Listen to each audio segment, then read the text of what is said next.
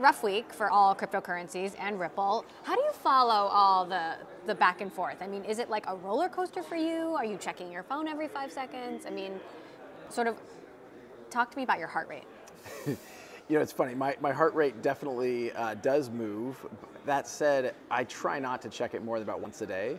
And the reason, and the same thing I say internally, I would say here is, you know, I don't think about this success over a 3-week or 3-month period. I think about it over a 3-year or 5-year period. And at the core, I think all this comes down to, are we solving real problems for real customers?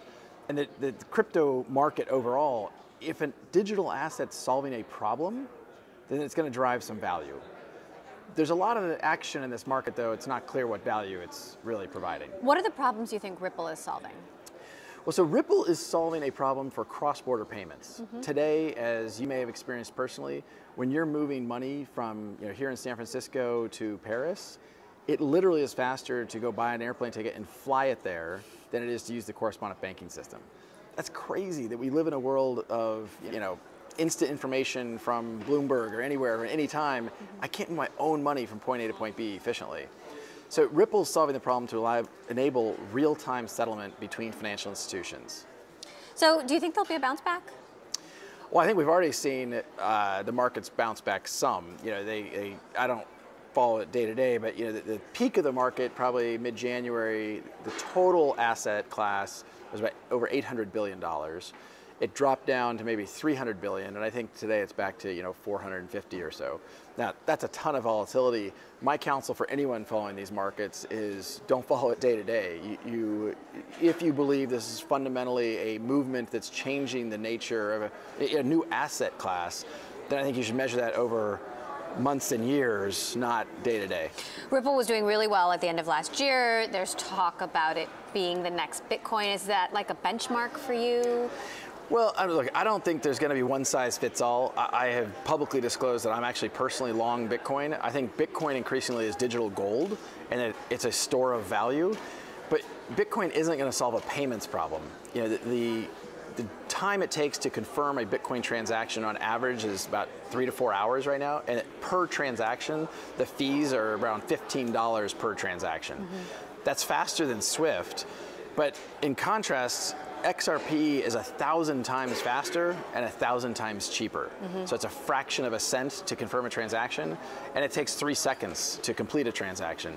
So I look at Bitcoin as solving a different problem than what XRP is solving, and I don't think there's going to be one digital asset to rule them all. I think you're going to see multiple players have success in this market, and I think that's how the market's behaving, where you have kind of a little bit of quality rising to the top, and how the overall market caps have been trending. A lot of the volatility is due to regulation, and presumably there will be more regulation. For what sure. are you expecting?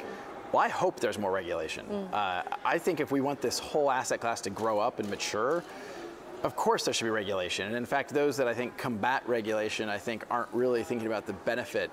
The revolution of blockchain is not going to happen from outside the system. It's going to happen from within the system.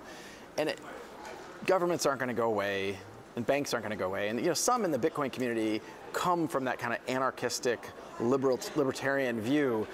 I think one of the reasons why Ripple has been very successful is because we're working with the system. We count the Bank of England as a customer. The Saudi Arabian Monetary Authority is a customer. So central banks are working with Ripple today. We expect that to continue in the future for sure. What do you think the regulation should be? Well, I think the regulation shouldn't change much. And what I mean by that is, when you're executing a transaction using Ripple's software, you're going through one regulated financial institution to another regulated financial institution. Your KYC requirements, which stands for Know Your Customer requirements, your AML, anti-money laundering requirements, your BSA, Bank Secrecy Act requirements, that doesn't change because the bank is doing that on both ends. We're just making the plumbing much more efficient, much faster, much cheaper. And so from my point of view, the regulatory dynamics here, we should continue to have regulated financial systems. And when people, I think, are, oh my gosh, the regulatory is going to change, I think, well, XRP isn't circumventing any regulation, so I'm not that too concerned about it. And what about what's happening in Asia? Does that concern you?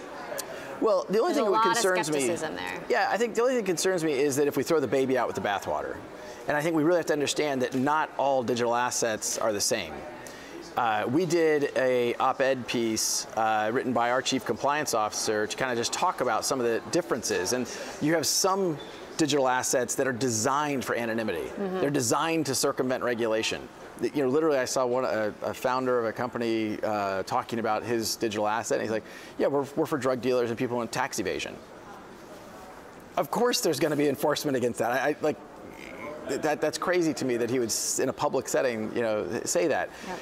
In contrast, XRP is working with central governments, it's working with central banks, it's working within the regulatory framework, and you certainly were embracing the fact there should be regulatory frameworks applied to the digital asset and crypto market.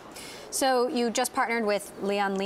Lian, that's one of the largest digital wallet payment companies in China. So what does this mean, and what other partnerships to come?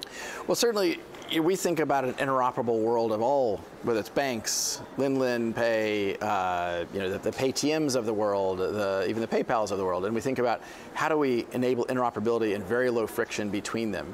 We're going to continue to work with, you know, players across the world. I think if people understand Ripple's value proposition, you know, our pipeline of partners and customers has certainly grown, and I'm excited to come back and keep you posted on those customer announcements. All right, the year in Bitcoin, cryptocurrency 2018, what are you expecting? Well, I think despite the volatility, I think you're going to continue to see a lot of bullish behavior. But the volatility will continue. The volatility will certainly continue. We're in the adolescent stage of developing a new asset class, and I think, you know, you're going to continue to see volatility. The thing that's very different, and I've been out in Silicon Valley for about 20 years, the thing that's very different about what's happening now versus the dot-com bubble is the dot-com bubble, it was the institutional investors who were in, and then retail came on top and priced things up. The exact opposite has happened here. Mm-hmm. You have retail and kind of speculative interest already in the market, and now you have institutional money starting to come in. And if you have fixed supply, which most digital assets have fixed supply, and you have increasing demand, I think that's a bullish dynamic that's going to continue to create some tailwinds for the digital asset market in 2018.